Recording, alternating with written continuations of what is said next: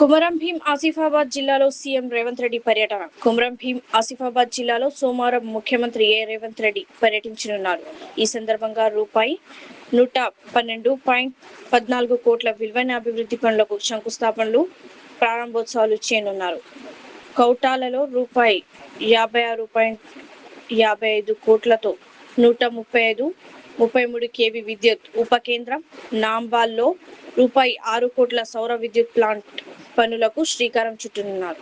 అలాగే పలు 33 kV ఉప కేంద్రాలు ఆసిఫాబాద్ మరియు కాగజ్ నగర్ మున్సిపాలిటీల్లో అభివృద్ధి పనులను ప్రారంభించనున్నారు. జిల్లాలో విద్యుత్, పునరుత్పాదక ఇంధనం, పట్టణ మౌలిక వసతులు అభివృద్ధికి ఈ కార్యక్రమాలు దోహదపడుతున్నాయని మంత్రి జూపల్లి కృష్ణారావు తెలిపారు. చెప్పాల్సిన అవసరం ఇందిరమ్మ ఇళ్ళు ఎందుకు తీసుకురావడం జరిగింది అంటే 2023 శాసనసభలో ఎన్నికల సందర్భంగా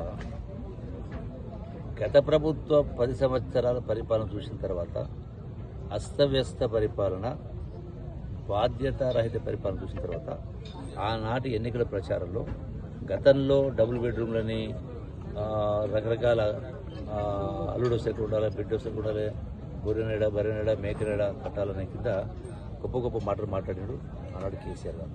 కానీ ఎక్కడ కూడా పేదవాళ్ళ కళ నెరవేరలేదు. అందుకే ఆనాడు చెప్పిన ప్రకారం ఎన్నికల ప్రచారంలో భాగంగా చెప్పిన ప్రకారం కాంగ్రెస్ పార్టీ ఈ పేదవాళ్ళకి ఇల్లు కట్టించాలని ఒక దృఢ సంకల్పంతో రాష్ట్ర ఆర్థిక పరిస్థితి అస్తవ్యస్తంగా ఉన్నా కూడా, ఇబ్బందికర పరిస్థితి ఉన్నా కూడా చెప్పిన మాట నిలబెట్టుకోవాలని సుమారుగా 20,000 కోట్ల రూపాయలతోటి 4,50,000 ఇళ్ళు మంజూరు చేయడం జరిగింది. ఈ 4,50,000 మంజూరులో ఇప్పటికే రేపు గౌరవ ముఖ్యమంత్రి రేవంత్ రెడ్డి గారి చేతుల మీదుగా, అట్లాగే ఇందిరమ్మ ఇళ్ళ ప్రారంభోత్సవం ఇక్కడి నుంచి చేపట్టాం. ఇది కోటారి గ్రామం. ఎందుకంటే మొత్తం రాష్ట్రం పోల్చి చూసినప్పుడు అత్యంత వెనుకబడ్డ ప్రాంతం ఆదిలాబాద్ జిల్లా, ఉమ్మడి ఆదిలాబాద్ జిల్లా. అందులో గుడిసెలు ఉన్నటువంటి పరిస్థితి తరతరాల నుంచి కూడా వాళ్ళ ఆ యొక్క కొట్టాలలో గుడిసెలు మగ్గిన పరిస్థితి. అందుకే ఈనాడు 1,00,000 ఇండ్లు రేపు గృహప్రవేశ కార్యక్రమం రాష్ట్ర వ్యాప్తంగా ఇక్కడి నుంచి శ్రీకారం చుట్టాం. ఎందుకంటే ఈ పేదరికం ఇక్కడి నుంచి ఎక్కువ ఉంది కాబట్టి, ఆదివాసులు ఎక్కువ ఉన్నారు కాబట్టి, గోండుగూడలు ఎక్కువ ఉన్నాయి కాబట్టి, ట్రైబల్స్ ఎక్కువ ఉన్నారు కాబట్టి ఇక్కడ చేపడతారు. ఈ ఇళ్లకు సంబంధించి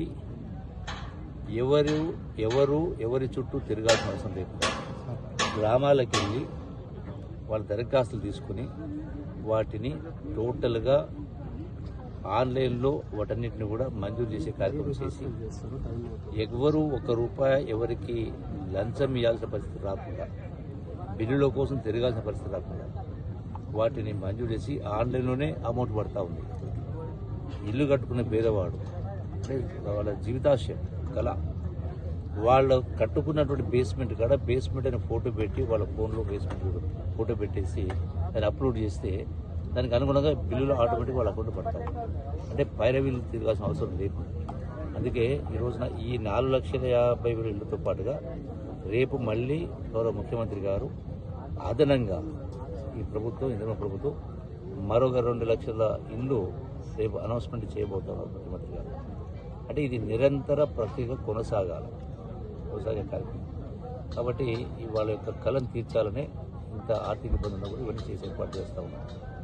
దీంతో పాటుగా రేపు ముఖ్యమంత్రి గారు ఇక్కడ కొన్ని అభివృద్ధి కార్యక్రమాలు అంటే 130 kV సబ్స్టేషన్ కావచ్చు, ఆల్మోస్ట్ 50-55 కోట్ల రూపాయలు, అట్లాగే సోలార్ పవర్ ప్లాంట్స్ కావచ్చు, 30 బిల్లు సబ్స్టేషన్ కావచ్చు, ఇతర అభివృద్ధి కార్యక్రమాలు కూడా శంకుస్థాపన, ప్రారంభోత్సవం ఇక్కడ చేసి ఏర్పాటు చేస్తున్నాం.